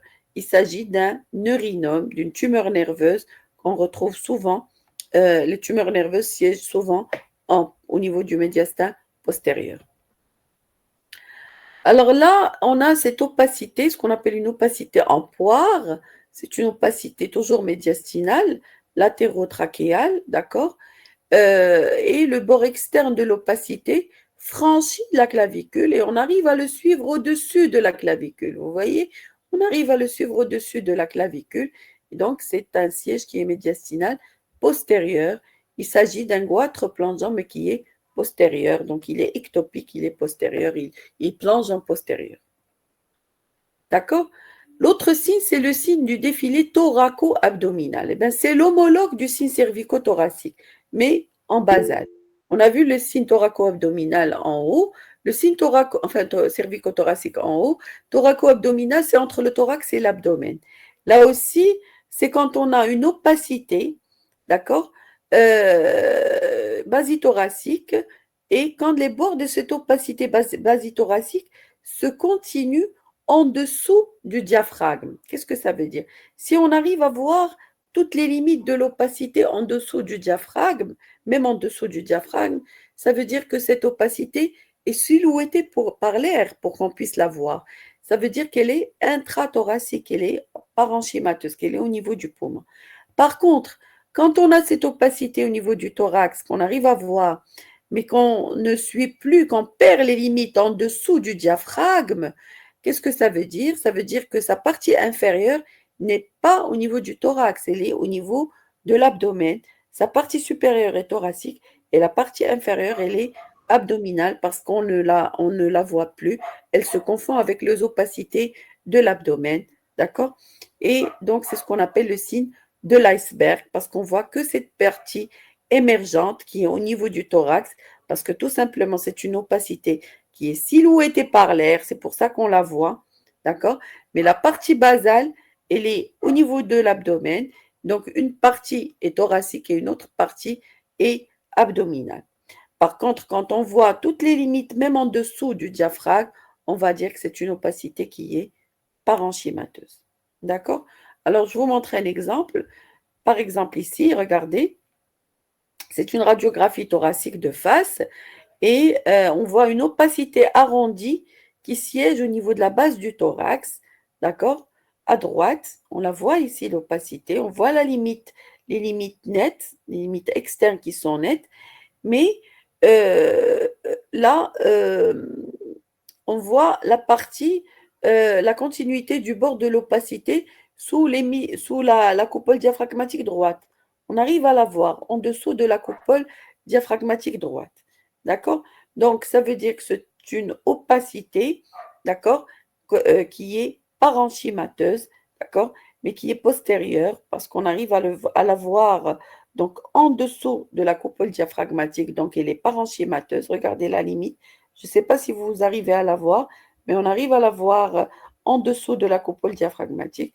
Là, il s'agit d'une tumeur nerveuse pulmonaire, donc elle n'est pas thoraco-abdominale, mais elle est complètement thoracique parce qu'on arrive à voir sa limite inférieure en dessous de la coupole diaphragmatique. Là, c'est le contraire, on a cette opacité, d'accord, qui est au niveau de, enfin, juste au-dessus de la coupole diaphragmatique. On arrive à voir sa limite supérieure et sa limite externe, mais en dessous de la clavicule, elle s'estompe. On n'arrive plus à voir la limite inférieure en dessous de la clavicule. Donc, en fait, c'est quoi? C'est le passage post-traumatique de la rate au niveau du thorax suite un traumatisme par arme blanche du diaphragme. Il y a eu un traumatisme du diaphragme par arme blanche et la rate s'est déplacée pour monter au niveau du thorax. Et donc, on voit la partie supérieure de la rate au niveau du thorax et on n'arrive pas à voir la partie inférieure parce qu'elle n'est pas complètement au niveau du thorax. Une partie est au niveau du thorax et l'autre partie est restée en dessous du diaphragme. C'est ce qu'on appelle le signe de l'iceberg. On voit que cette partie émergente qui est en intrathoracique. Et quand on fait le profil, on a cette image, on appelle ça une image en grain de café, qui est due à la présence intrathoracique du pôle supérieur de la rate. Donc, en fait, ce qu'il faut retenir de cela, c'est quand on a une opacité au niveau de la base du thorax, qui est à proximité, bien sûr, du médiastin, quand on arrive à voir toutes les limites en dessus et même qui se continuent en dessous du diaphragme, on va dire qu'elle est intrapulmonaire, intrathoracique, mais quand quand les limites, la limite externe, on n'arrive pas à la poursuivre au-dessous de la coupole diaphragmatique, on voit que la limite supérieure, mais on n'arrive pas à poursuivre la limite en dessous de la coupole diaphragmatique, on va dire qu'elle est thoraco-abdominale, mais qu'elle n'est pas complètement thoracique. Alors, un autre signe sémiologique très important, c'est le signe de la convergence et du croisement. Alors, le signe de la convergence, c'est quoi? C'est quand on a une opacité qui se projette sur le île. Donc, ça, c'est le île pulmonaire. Et on a une opacité qui se projette sur le île. Et quand on voit que les vaisseaux s'arrêtent au niveau de l'extrémité de cette opacité, on va dire que c'est une opacité qui est d'origine, qui siège au niveau du île et qu'elle est d'origine très probablement vasculaire, comme un anévrisme de l'artère pulmonaire. C'est le signe de la convergence. Par contre, quand on voit les vaisseaux qui traversent l'opacité, à l'intérieur, on va dire que cette opacité est probablement située soit en avant du île, soit en arrière du île, qu'elle ne siège pas au même plan que le île et que les vaisseaux, parce que les vaisseaux arrivent quand même à traverser cette opacité. C'est comme le signe de la silhouette par rapport donc au cœur. Donc, c'est le signe du croisement. Alors, pourquoi? C'est pour dire est-ce que cette opacité, elle est vasculaire ou pas vasculaire? Parfois, une opacité qui se projette au niveau du île et on ne sait pas si c'est une adénopathie. Est-ce que c'est un problème? Est-ce que c'est une opacité parenchymateuse qui siège au niveau du fôleur, parce qu'il peut se projeter également au niveau du île, ou est-ce que c'est une opacité qui est réellement vasculaire? Et pour faire la part des choses, eh bien, il faut appliquer le signe de la convergence. Quand les vaisseaux s'arrêtent en périphérie de l'opacité et on n'arrive pas à les suivre à l'intérieur de l'opacité, donc l'opacité est d'origine vasculaire. Quand les vaisseaux traversent l'opacité, on arrive à les voir à l'intérieur de cette opacité, donc on va dire, c'est le signe du croisement, on va dire que le siège n'est pas vasculaire de cette opacité. Si on veut appliquer un peu le signe de convergence et du croisement, regardez, donc là on a les vaisseaux, vous la voyez, ils sont là, ils vont venir, ils s'arrêtent au niveau du bord de cette opacité. On ne les voit pas à travers l'opacité. Quand on ne les voit pas à travers l'opacité, c'est le signe de convergence. Et donc, c'est une opacité qui est probablement, on va dire, vasculaire. Et effectivement, quand on a complété les investigations, ce sont des anévrismes de l'artère pulmonaire qui rentrent dans le cadre d'une maladie de Behçet chez un jeune patient. Alors, un autre signe aussi important qui va nous aider dans l'interprétation des images radiologiques, c'est le signe de José-Rémy. Alors, le signe de José-Rémy, il est utilisé pour préciser le siège pleural ou parenchymateux d'une image hydroaérique. Alors, avant de vous expliquer, je vais vous montrer l'image. Regardez là, par exemple, ça c'est plus simple. On a une image hydroaérique au niveau d'un hémithorax. On a une opacité qui est surmontée d'une clarté. Je vous ai tout à l'heure montré une image hydroaérique. Là, c'est une image hydroaérique. Et on a le niveau hydroaérique, il est là. Et la question qui se pose pour nous, est-ce que cette image hydroaérique est pleurale ou parenchymateuse? Parce que parfois, on veut drainer, on veut faire une ponction et on a peur que ça soit parenchymateux. Donc, on n'est pas sûr que c'est pleural à 100%. Qu'est-ce qu'on fait? Eh bien, quand on n'est pas sûr, on va faire un profil. On fait le profil et on mesure toujours le niveau hydroaérique. Ben, si le niveau hydroaérique sur la face est égal à celui sur le profil, on va dire que c'est probablement parenchymateux parce que c'est le même diamètre. Par contre, si par exemple sur la face, on a ce diamètre de 2 ou 3 cm, et quand je fais le profil, je trouve que le diamètre ou la mesure de ce niveau hydroaérique a augmenté, comme c'est le cas ici, je vais dire que c'est pleural, parce que c'est la plèvre qui entoure le poumon, et si c'est pleural, le niveau va être antéro-postérieur. Alors que si c'est parenchymateux, le niveau va rester le même. Comme c'est le cas ici, c'est une image hydroaérique, on a une opacité surmontée d'une clarté, d'accord, c'est une image d'abcès en fait, et on a ce niveau hydroaérique, on le mesure, et quand je fais le profil, le niveau est le même, il ne change pas. Donc je dis que c'est probablement parenchymateux, c'est un abcès pulmonaire. Là, c'est pleural parce que le niveau sur la face n'est pas le même que le niveau sur le profil. Le niveau sur le profil est pratiquement le double du niveau sur la face, donc il a augmenté, donc c'est une poche pleurale ou c'est un hydropneumothorax ou un pyopneumothorax. L'essentiel, l'image hydroaérique, elle est pleurale. Là aussi, j'ai cette image hydroaérique, j'ai une opacité surmontée d'une clarté, et quand je fais là, j'ai ce niveau, je le mesure, et quand je fais le profil, regardez le niveau, il est antéro-postérieur chez ce patient. Et donc, le niveau a augmenté, je vais dire que c'est pleural et pas parenchymateux. Donc, c'est ça le signe de José-Rémy. Donc, quand j'ai une image hydroaérique et je doute sur le siège parenchymateux ou pleural, j'applique le signe de José-Rémy, je demande un profil, je mesure le niveau hydroaérique sur la face et je mesure le niveau hydroaérique sur le profil. Si la mesure est la même, je dis que c'est probablement parenchymateux.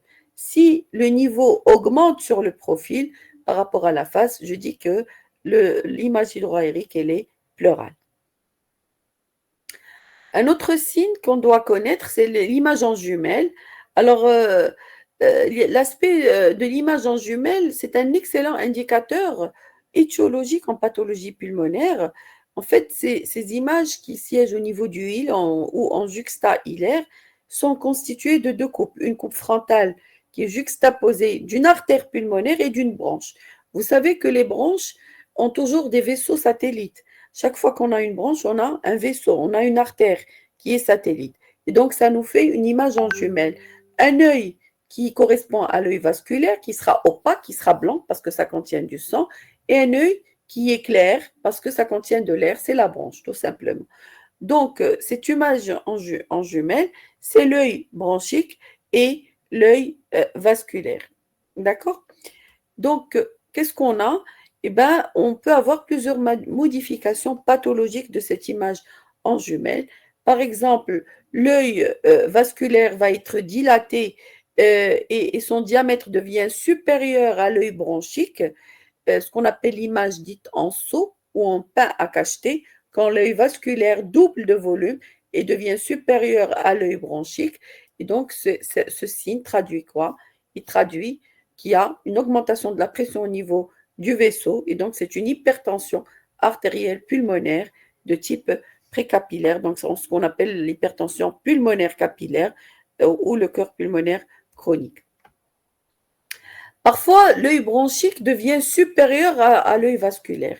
Il devient supérieur à l'œil vasculaire et on obtient l'image en bague à chaton qu'on retrouve, c'est une image assez pathognomonique de la dilatation de bronche ou la bronchectasie, parce que l'œil bronchique devient plus grand que l'œil vasculaire.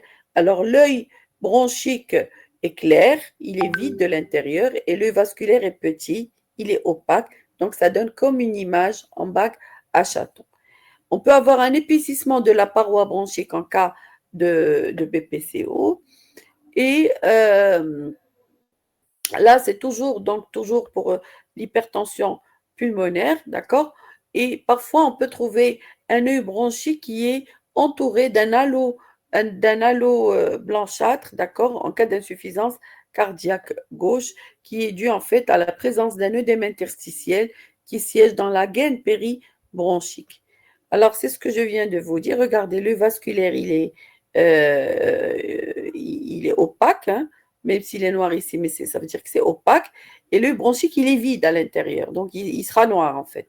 D'accord? Et quand on a une augmentation de l'œil vasculaire augmente par rapport à l'œil bronchique, ça veut dire, là c'est une image en pain à cacheter, donc c'est en faveur d'une hypertension artérielle pulmonaire. Quand on a l'œil vasculaire et l'œil bronchique qui gardent la même dimension, mais l'œil bronchique est entouré d'un halo blanchâtre, donc là, c'est un signe, c'est l'image en anneau, d'accord, qui témoigne d'une insuffisance ventriculaire gauche. Donc là, il faut aller compléter, bien sûr, par une écho-cœur pour bien investiguer donc, ce diagnostic. Voilà, donc c'est juste pour vous dire qu'on peut être orienté vers certains diagnostics. Là, par exemple, regardez, on a l'œil bronchique qui est entouré d'un halo blanchâtre et on a l'œil vasculaire qui est gros. Donc, c'est une HTAP avec un signe de l'anneau parce qu'on a une insuffisance ventriculaire gauche. Là, par exemple, on a un œil bronchique et l'œil vasculaire, il est gros, d'accord? Donc, c'est une HTAP postcapillaire. Regardez ici, une grosse artère, un gros œil vasculaire, d'accord? Et c'est en faveur d'une hypertension artérielle pulmonaire. Un dernier signe, c'est le signe du diaphragme continu. Le signe du diaphragme continu, c'est quoi? Je vous l'explique, je vous le montre d'abord. Regardez, c'est quand on a un pneumopéritoine, quand on a de l'air dans le péritoine. On a fait un pneumomédiastin, je veux dire, quand on a de l'air dans le médiastin, pas le péritoine, quand on a de l'air dans le médiastin, et donc quand on a de l'air dans le médiastin, anormalement, hein, parce que le pneumomédiastin, c'est une pathologie qui est due à donc, une hyperpression avec rupture de bulle qui va faire laisser rentrer l'air initialement dans la plèvre et puis qui va s'infiltrer, passer dans le médiastin. Donc, souvent, on a un pneumothorax associé. Donc, quand on a de l'air dans le médiastin, ben, il va s'infiltrer entre le cœur et le poumon et on aura un liseré clair qui va silhouetter le cœur, d'accord, des deux côtés.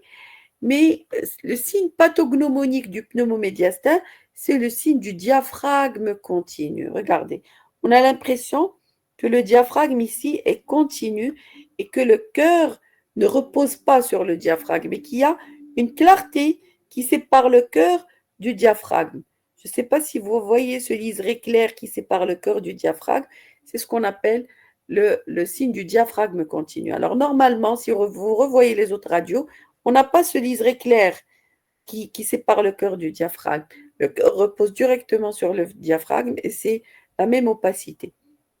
Quand on a cette clarté qui s'infiltre entre le cœur et le diaphragme, on appelle ça le signe du diaphragme continu et ça témoigne de l'infiltration de l'air dans le médiastin, d'accord?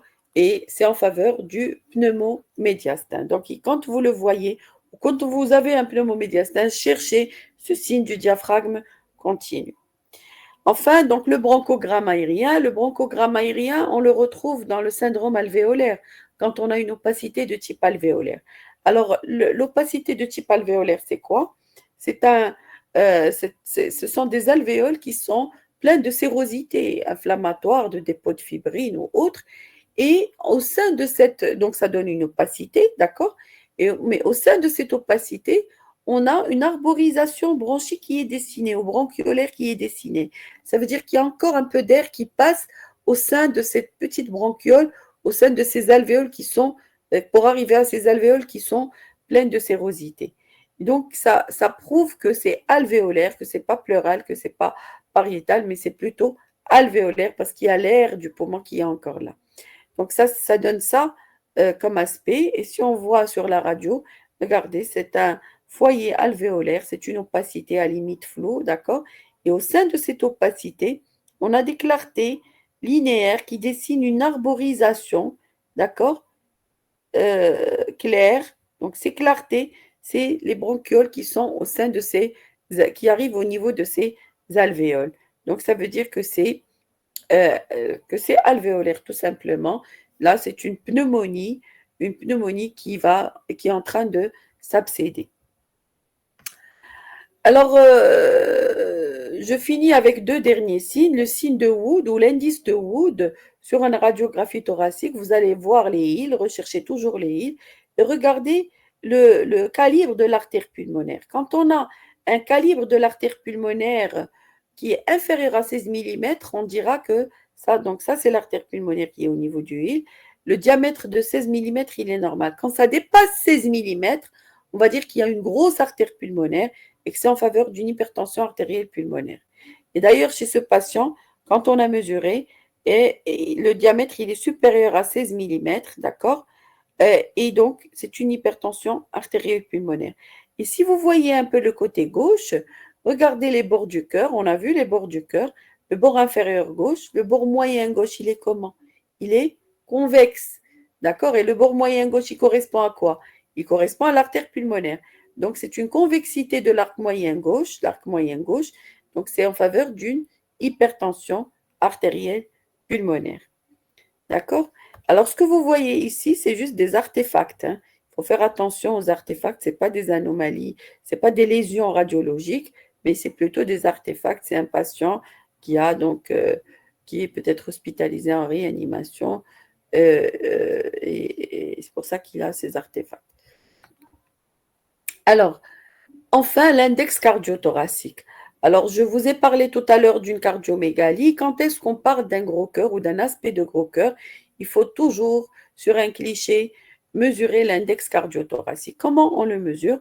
Alors, on trace une ligne passant par les épineuses, une ligne centrale, et on prend le plus grand diamètre du côté gauche du cœur, bien sûr. On l'associe, on l'additionne au plus grand diamètre du côté droit, côté gauche et côté droit, et on fait l'addition, et on a le plus grand diamètre du cœur. D'accord? Ce diamètre du cœur, on va le diviser par le plus grand diamètre du thorax pour avoir l'index cardiothoracique. Si cet index est supérieur à 0,5%, à 0,5 plutôt, on va dire que c'est une cardiomégalie. Comme ici, il est de 0,75, donc c'est une cardiomégalie. Donc c'est probablement en rapport avec une insuffisance cardiaque. D'accord? Donc voilà, j'ai fini mon topo. Alors, comme vous avez vu, j'ai essayé de faire le tour des éléments sémiologiques, de l'interprétation sémiologique de la radio, sans trop rentrer dans les détails. parce que la radio, c'est très vaste, hein. On ne peut pas tout faire en une séance. Là, c'était les signes sémiologiques qui nous orientent vers le siège, vers la, les différentes caractéristiques d'une opacité. On a vu les différents signes sémiologiques qui nous orientent aussi vers le siège des opacités.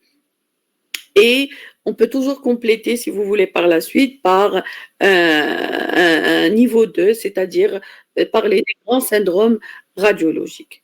Voilà, je vous remercie. Merci beaucoup, cher maître et professeur. Il nous semble très intéressant de faire une deuxième partie sur les grands syndromes pathologiques. Nous venons d'apprendre la sémiologie, qui est la base de l'interprétation. Nous sommes vraiment très contents. C'était une excellente présentation. Nous avons appris beaucoup de choses. Et je vais donner la parole aux membres présents s'ils souhaitent poser des questions à notre cher maître et professeur.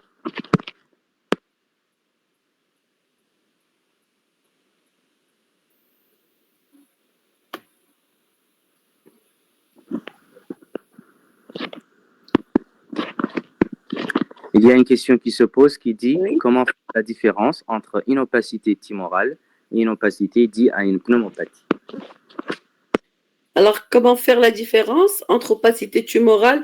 Alors, sur la radio, c'est difficile. En fait, ce qu'on peut dire, c'est pour ça que, bon, ça c'est une question, vous êtes en train de déborder sur l'autre partie des grands syndromes.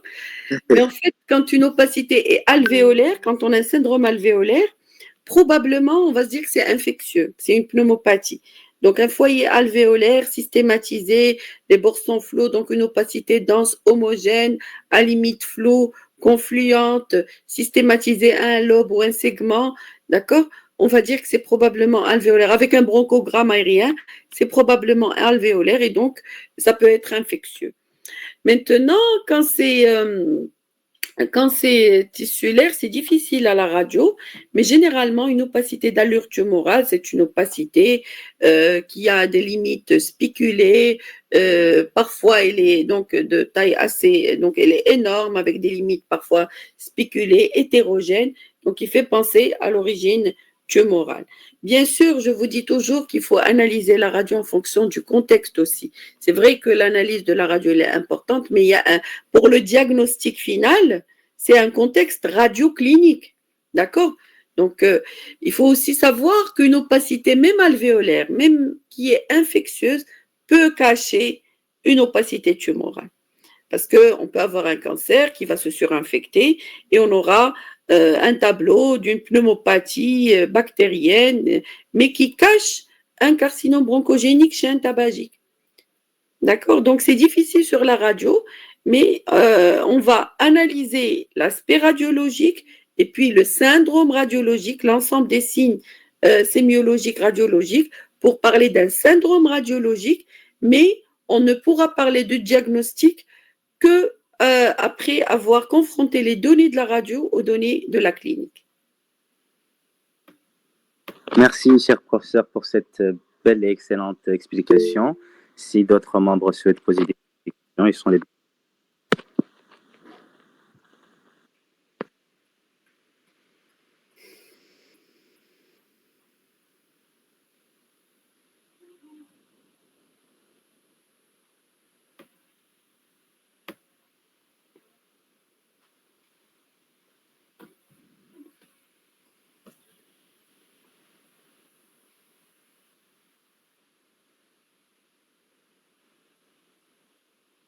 Il y a un membre qui a une rectification, il a proposé quelque chose, je vais vous lire son commentaire. Merci pour cette présentation riche. Juste une rectification, il a dit entre guillemets, voilà, la radiographie thoracique n'est pas toujours prise en expiration, parfois on le prend en expiration forcée pour mettre en évidence un pneumothorax et aussi mettre en évidence les côtes basses en cas de traumatisme. Est-ce que vous pouvez confirmer? Alors oui, alors moi ce que je vous ai dit, c'est la radiographie thoracique normale. Elle doit toujours être prise en inspiration profonde. Maintenant, dans certains cas, comme ça a été dit effectivement, quand le patient a de l'emphysème, d'accord, a de l'emphysème, un patient BPCO par exemple, il a de l'emphysème, et puis il a un pneumothorax minime. Et comme c'est hyper clair, comme il y a de l'emphysème et que c'est hyper clair, c'est difficile de faire, de bien voir le pneumothorax en cas d'emphysème important. Ben là, qu'est-ce qu'on fait? On peut faire un cliché en expiration, justement, pour diminuer la clarté du poumon, pour pouvoir mettre en valeur ce pneumothorax qui est minime. Ça, c'est vraiment une astuce pour faire. Mais on ne le fait pas pour tout patient. Ce qui doit être fait normalement, c'est une radiothorax en inspiration profonde. Et d'ailleurs, c'est parmi les critères de bonne qualité d'un cliché thoracique. Ça, quand on le fait, c'est voulu. C'est comme je vous ai dit, quand on fait un cliché en expiration, on fait vider le poumon de son air et donc on diminue la clarté du parenchyme pulmonaire pour essayer de mettre en valeur ce pneumothorax qui est minime. Donc, c'est possible de le demander, oui. Merci beaucoup, professeur. Il apparaît qu'il a une deuxième rectification, Oui. je vais vous la lire. Il dit, en cas de traumatisme, on peut faire des clichés obliques pour mettre en évidence les fractures des côtes. Merci infiniment encore une fois. On peut faire toujours, écoutez-moi, ça c'est des cas exceptionnels. Ce qui est habituel et ce qui est normal, c'est la radio thoracique de face et de profil. Maintenant, oblique ou même position couchée, c'est possible. On peut les faire, mais c'est des cas vraiment exceptionnels, mais qui n'avancent pas actuellement à grand-chose. Pourquoi? Parce qu'on ne va pas s'amuser à les faire en décubitus ou c'est-à-dire en oblique, puisqu'on peut faire un scanner tout simplement. Mais là, on est en train de parler de la radio thoracique normale et des signes sémiologiques qu'on retrouve sur une radio. Mais maintenant, les cas exceptionnels, ils existent. C'est pas des messages qu'il faut faire passer pour vous. C'est-à-dire que ça reste des exceptions. Voilà. Mais c'est possible de le faire, vous avez raison. Merci beaucoup, professeur. Apparemment, il y a un membre qui n'a pas compris les signes de Wood, dans lesquels nous avons parlé. Alors, le signe de Wood, c'est quoi? Ou l'indice de Wood? C'est le tronc de l'artère pulmonaire. On va voir le I. Il y a toujours l'artère pulmonaire. Vous allez la retrouver et vous allez calculer le diamètre avec une règle.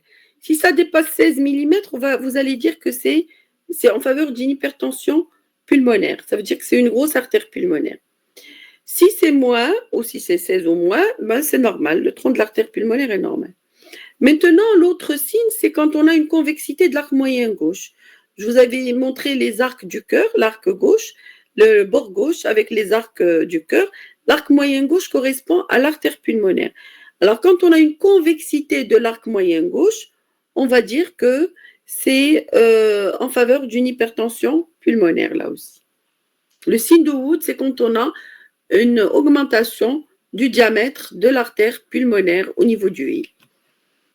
D'accord, merci professeur. Il y a une étudiante de la Mauritanie qui pose la question suivante. Elle n'a pas compris les signes d'opacité près du HUL et le flower.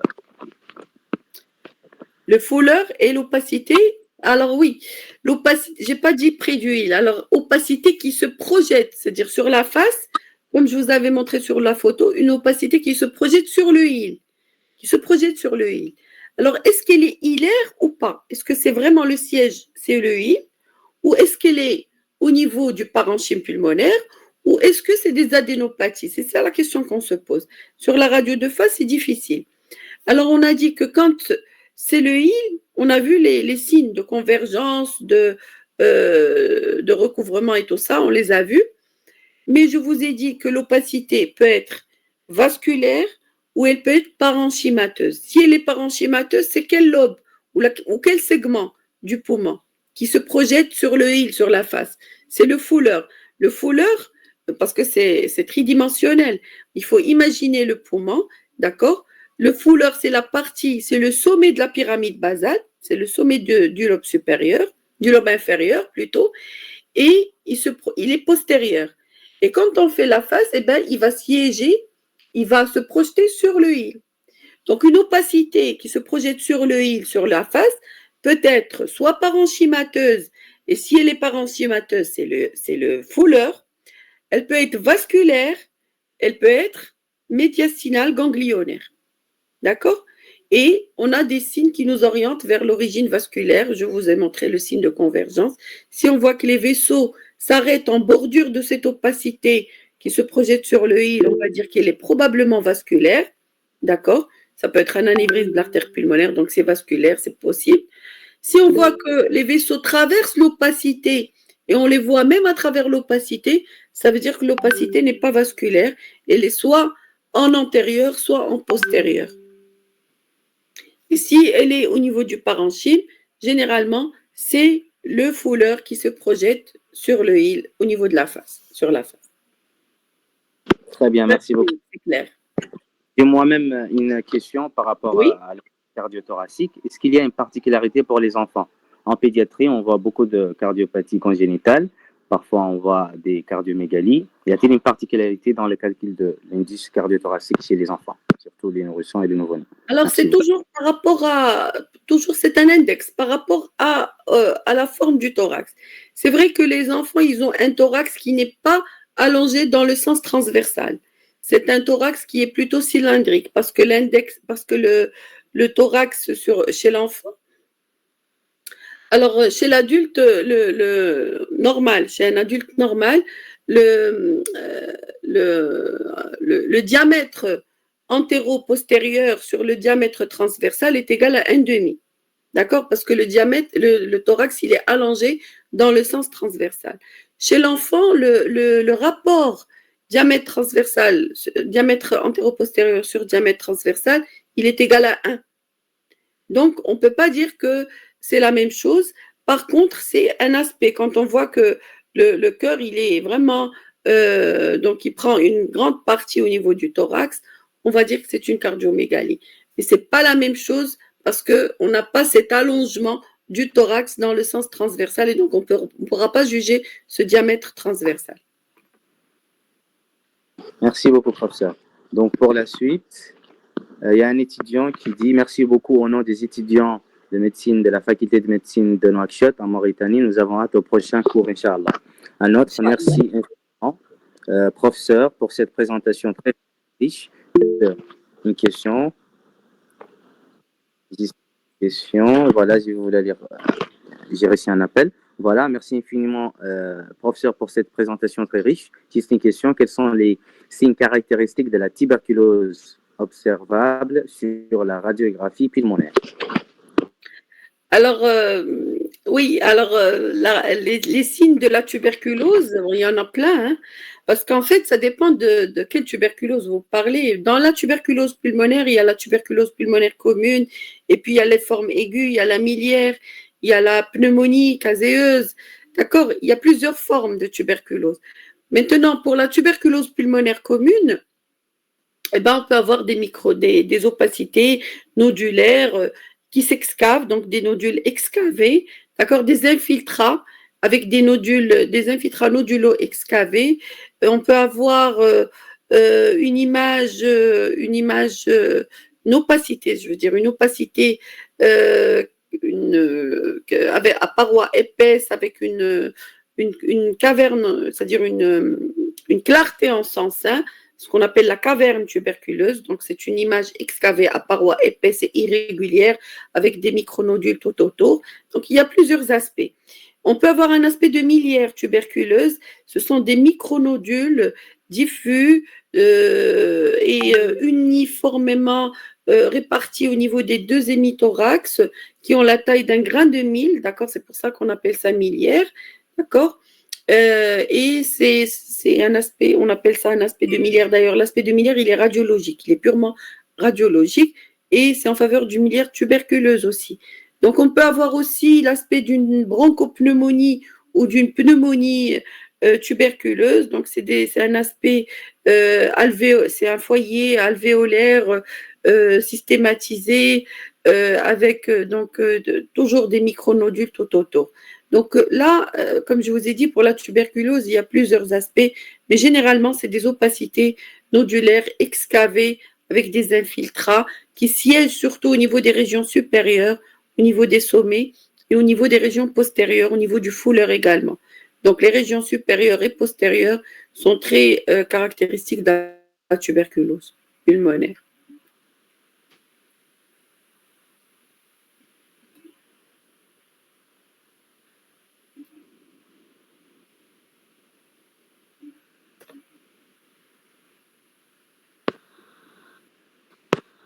D'accord, merci beaucoup, professeur.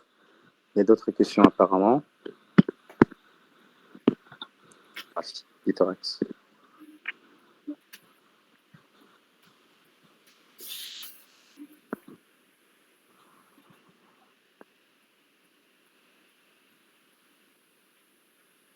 Quelqu'un d'autre qui dit merci beaucoup, professeur, pour cet éminent exposé. C'est l'étudiant de la faculté de médecine depuis l'université de l'IBMAPSI de la République démocratique du Congo. J'aimerais juste savoir comment interpréter l'élargissement erroné du rapport cardiothoracique et la diminution de ce rapport. Cela peut traduire quelle pathologie? Alors, l'élargissement erroné du rapport cardiothoracique. J'ai pas bien compris la question. Alors je crois qu'il veut parler du cliché expiré. Ou dans quelle situation où on peut avoir un élargissement de l'index, mais qui n'est pas pathologique? Oui, par exemple, qui n'est pas pathologique. D'accord, oui, c'est ça, oui, c'est ce que j'ai compris. J'ai dit tout à l'heure qu'il faut prendre le cliché thoracique en inspiration profonde.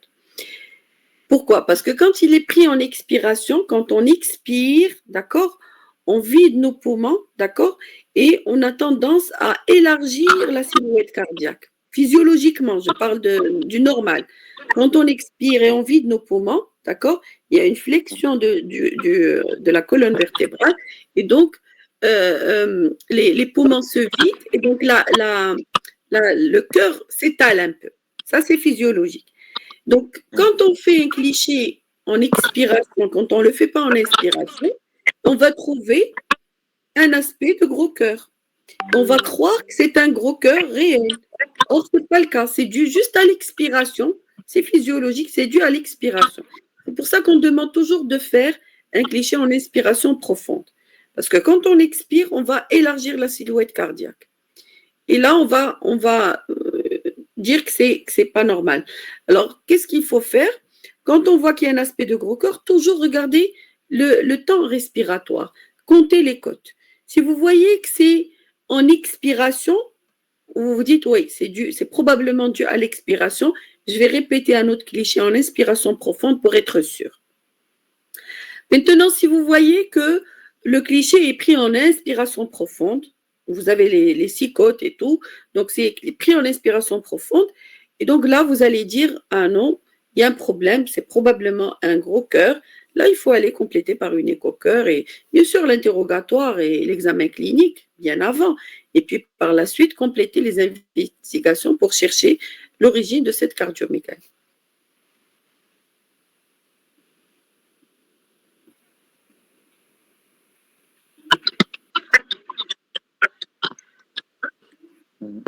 Et pour les patients chez qui on réalise des radiographies en position de décubitus dorsal, parfois on voit que c'est normal, ils n'ont pas de cardiomégalie. Est-ce que cette situation peut interférer dans ce cas? Ils font une radio en décubitus dorsal, oui. Et qu'est-ce qu'ils ont? Oui, ils font des radiographies en décubitus dorsal. On remarque que dans la radiographie, ils ont un index augmenté. Oui, parce que c'est le décubitus dorsal. Justement, la radio doit être en position debout, stricte. Donc, quand c'est en décubitus dorsal, là aussi, le cœur s'étale et ça donne un aspect de cardiomégalie, surtout les patients en réanimation. Oui. Alors, j'ai vu une question pour les contre-indications de la radio. Il n'y a pas de contre-indication absolue, sauf par exemple la femme enceinte, il faut faire attention à la femme enceinte. Il faut une protection. Donc, on peut faire une radio si on est obligé de la faire, on la fait avec une protection.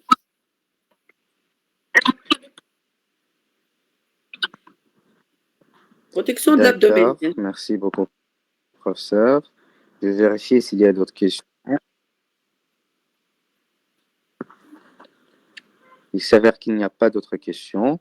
C'était vraiment une excellente présentation. Nous avons appris beaucoup de choses. C'est très utile vraiment en termes d'interprétation de la radiographie. Et nous souhaitons bien poursuivre cette formation, si je peux me permettre de dire. Alors j'ai vu qu'il y avait une question sur l'index médiastino-pulmonaire. Qu'en est-il de l'index médiastino-pulmonaire? Alors, l'index médiastino-pulmonaire, quand est-ce qu'on le calcule? Quand on a un élargissement médiastinal. Quand on a un élargissement médiastinal, on calcule au niveau de la carène. Donc là, si on avait fait les syndromes, dans le syndrome médiastinal, on allait parler de ça. Donc, au niveau de la carène, à hauteur de la carène, on calcule le grand diamètre médiastinal et on le divise par le diamètre, le plus grand diamètre thoracique. C'est-à-dire au niveau de la carène toujours. Diamètre médiastinal sur diamètre thoracique. Et si ce diamètre est supérieur à 0,33, on va dire qu'il s'agit d'un bulky médiastin. Un bulky médiastin, c'est un signe de gravité pour les lymphomes, d'accord? Pour les masses médiastinales en rapport avec un lymphome. Donc, ça veut dire que c'est énorme, c'est un bulky médiastin. Et donc, il faut faire vite pour faire le diagnostic chez ces patients-là. Donc, bulky médiastin quand on a un rapport médiastino-pulmonaire supérieur à 0,33.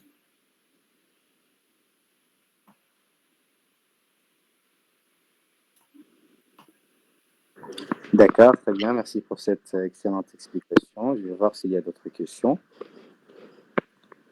Il y a quelqu'un qui dit merci infiniment aux organisateurs et au professeur Naïd. Merci de nous envoyer par mail des prochaines conférences. Oui, avec plaisir. Comme nous avons fait pour cette conférence, vous verrez le reste, Inch'Allah. Et nous souhaitons bien poursuivre cette formation en une deuxième séance, que la prof nous décrive un peu les grands syndromes pathologiques. Inch'Allah. En pneumologie. Au nom des étudiants de l'Association internationale des étudiants en médecine, nous vous remercions vraiment pour votre temps, pour votre disponibilité. Personnellement, je me présente tout d'abord. Je m'appelle Mohamed Abdallah Ahmed Oubaka, étudiant en 6e année à la faculté de médecine, de pharmacie et d'odontostomatologie de Nouakchott en Mauritanie. J'étais vraiment très content et beaucoup appris de cette formation, de cette excellente présentation. Je suis certain que c'est le cas de mes chers collègues des autres pays ici présents avec nous. Je vous remercie, je vous donne la parole si vous souhaitez passer un petit mot à la fin. Et nous souhaitons bien sûr récupérer la présentation à partir de nos représentants dans le comité d'organisation. D'accord, eh ben, merci beaucoup. Merci à l'Association internationale des étudiants de médecine. Je vous félicite pour tout ce que vous faites. Donc vous êtes très, très actifs.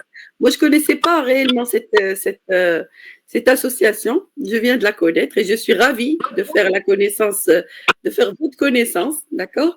Et je serais aussi ravie de faire d'autres séances sur la radiographie thoracique. Ce serait avec un grand plaisir. Merci pour l'invitation et je vous souhaite bonne continuation. Merci infiniment, cher professeur. L'honneur est à nous. Nous souhaitons bien récupérer la présentation par les coordonnées de nos membres du comité d'organisation. Et merci une deuxième fois au nom de tous les étudiants ici présents avec nous. C'était une excellente présentation. On a appris beaucoup de choses. Que Dieu vous bénisse. Bon Ramadan. Merci beaucoup, professeur. Merci à vous. Au revoir. Au revoir. Salut. Merci beaucoup. Au revoir.